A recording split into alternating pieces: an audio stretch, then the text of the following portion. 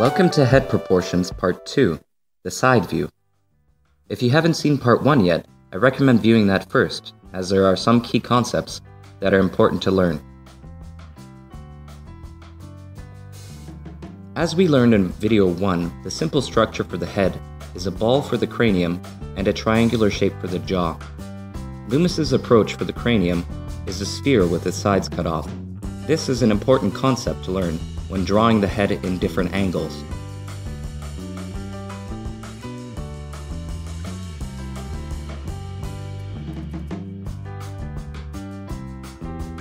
So draw a ball and divide it in half horizontally to represent the brow line, and vertically to help you find the placement of the jaw and the position of the ear.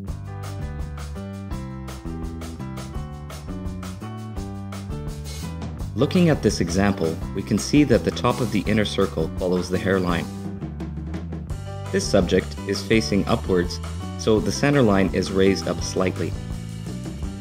A good way to see the degree in which the head is tilted is to evaluate the angle between the top of the ear and the brow line. If, as in this case, he is looking up, the brow line will be higher than the ear. If the person is looking down, the ears will be higher than the brow. If you draw a straight line from the bottom of the circle, you get the position for the bottom of the nose. The vertical line intersecting this area helps us with our placement of the ears. Finally, by dividing the head into equal parts, we can add the jawline. Be sure all lines are parallel to each other, from the jaw to the hairline. Applying this to your drawing will make things much easier. Drawing a vertical line in front of the cranium parallel with the center helps as an aid to see the angle relationships clearly. Each section, from the hairline to the brow line, will look like even rectangles.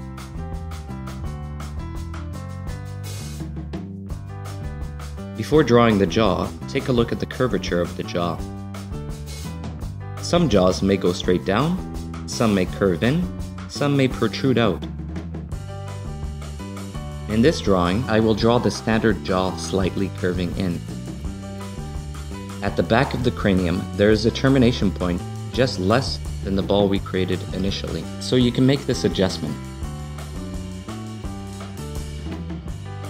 It is good to view the angle relationships in the figure. The angle of the shelf of the brow is one of these places.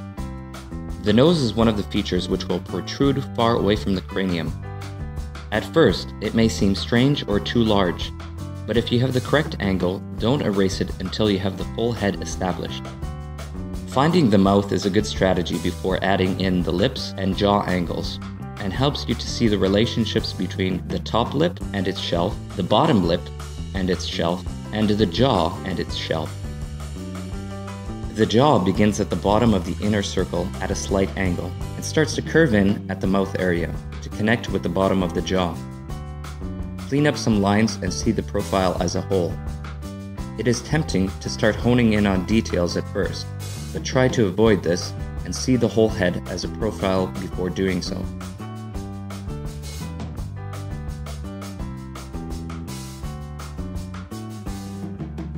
Also, take a look at the shelf of the eye socket and its angle, and the brow in relationship to the brow line. The termination of the eyebrow will be the line of the inner circle, which also represents the temple area. The eye from a profile looks like a pyramid, and it is important to see its angles too. Underneath the jaw is a fat pad in almost all subjects, even in very fit subjects. In more obese subjects, you should play up this area.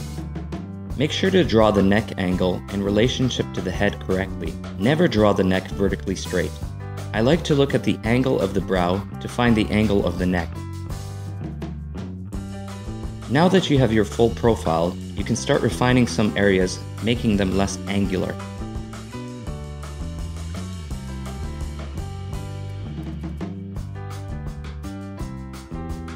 The ears are located at the bottom of the intersection and have an angle to them.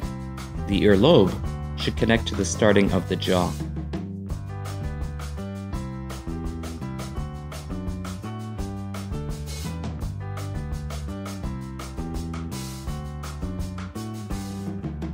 The hairline is easy to draw and will usually follow your inner circle or temporal region.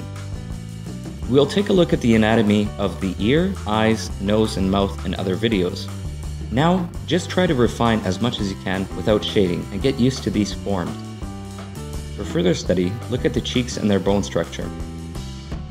Also, see that there is a rhythm from the top of the ear to the mouth, which represents the cheekbone's shelf. At first, you may have problems drawing the head accurately, but with practice, you'll get used to all of these key concepts. I recommend finding beauty magazines with lots of faces on them and drawing over them. First, draw the circle for the cranium and inner circle, then divide it into thirds using parallel lines, and so on and so forth. Drawing over faces like this at least 3 times before attempting a drawing is a good warm-up, and solidifies your understanding of the human head. In upcoming weeks, expect more videos on different angles of the head, from extreme angles to more common poses. So, stay tuned for those videos. I hope you enjoyed this video. Remember, you can always find more paintings and drawing tutorials on my channel, AdJag2 Studios. And see that you click the subscribe button to see new videos every Sunday. Thank you. Goodbye.